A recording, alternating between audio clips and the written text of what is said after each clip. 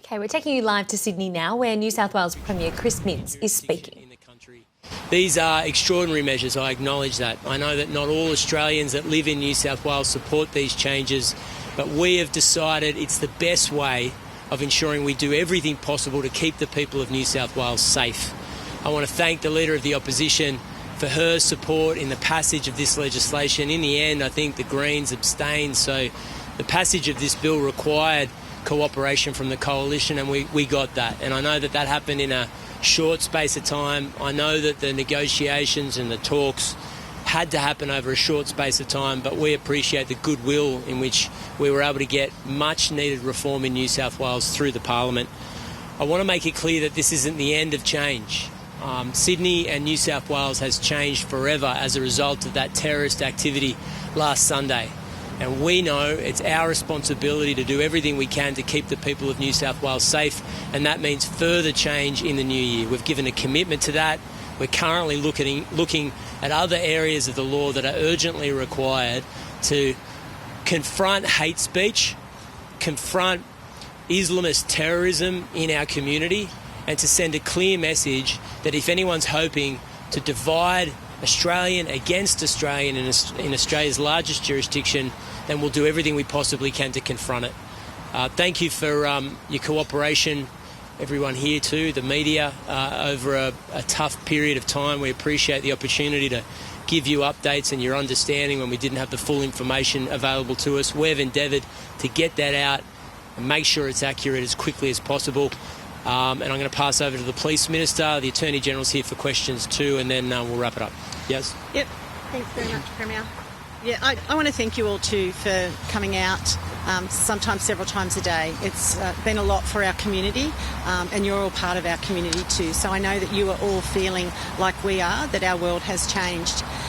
Look, on the Sunday that our world changed, when the Premier and I were both out at Bondi, we knew that we had to take decisive and swift action, and that is what we have done. We knew that we had to make legislative changes, tough to get through the Parliament. I mean, here we are on Christmas Eve, and the Legislative Council didn't finish till 3 o'clock this morning. So it has been tough. People have different views, but we've managed to get that legislation through, and I strongly believe that it will make change. It will make change to keep our community safe. It sends a strong message to our Jewish community. We have your back. We will make sure, as the Premier just said, if we have to make further change, we'll be doing exactly that. Thanks very much. Okay, we're all happy to take questions. Well, look, the Legislative Council did their job. I think the people of New South Wales expect them to do just that. This is important changes, important legislation. It's unusual that we're back here on Christmas Eve, the day before nearly everybody breaks for a bit of time with family and friends, but we couldn't wait. This was urgent. When exactly will the reforms be? Some of them will be assented to this afternoon, so the number of firearms, that provision will be in place as of this afternoon, as will the extinguishment of the appeals through the Administrative Decisions Tribunal. So the Police Commissioner will have the final word.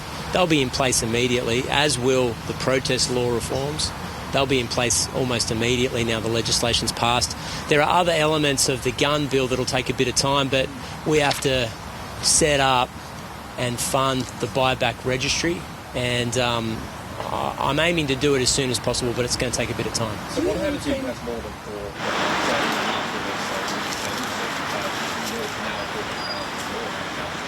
4? If you purchase them from now, you fall foul of the law.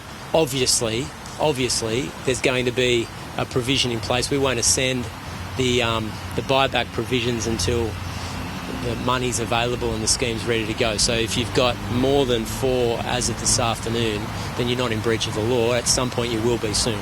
Anne.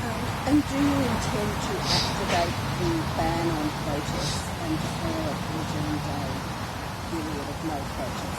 Yeah, it's not my decision, it's the Police Commissioner's decision, but I believe in the circumstances that should happen, but I'm going to leave it up to him to make that call. How do you see Australia Day playing out in such a invasion going on? Do those people need to think they need to No, I mean, look, obviously assemblies like that can take place. It's just that marches through the city through a Form 1, which I understand hasn't traditionally been part of that protest in any event.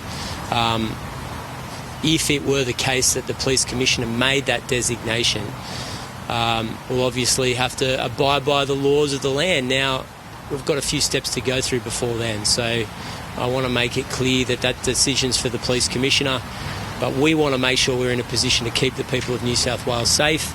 And I don't resile from the fact at all that in these circumstances of heightened tensions, words can lead to actions. And I think the vast majority of Australians that live in New South Wales support us in relation to these changes. I also note that there's similar legislation being drafted in Victoria to New South Wales. And I think that that's an indication that these are proportionate but necessary measures in the circumstances in where we live, in the circumstances in we're in, the circumstances we are in. Excuse me.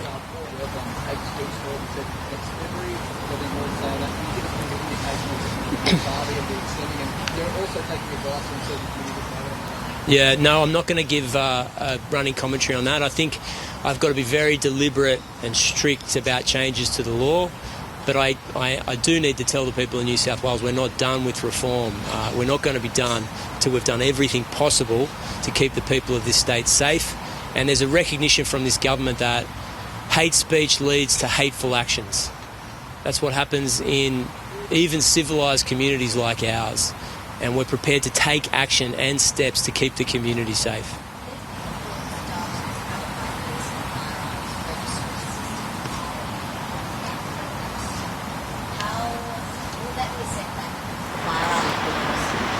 Yes. Obviously, the registry is going to need a significant uplift, and we've talked about that as a government, and we'll provide that funding for them. We're going to be asking them to do a lot more.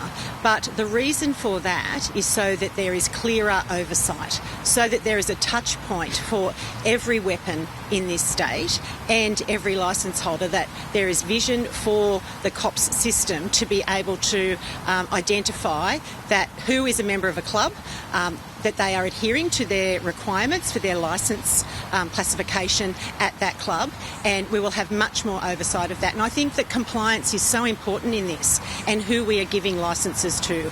That's what this is about, making sure that we have a system that is run by the New South Wales Police Registry and have that oversight and that confidence in the system.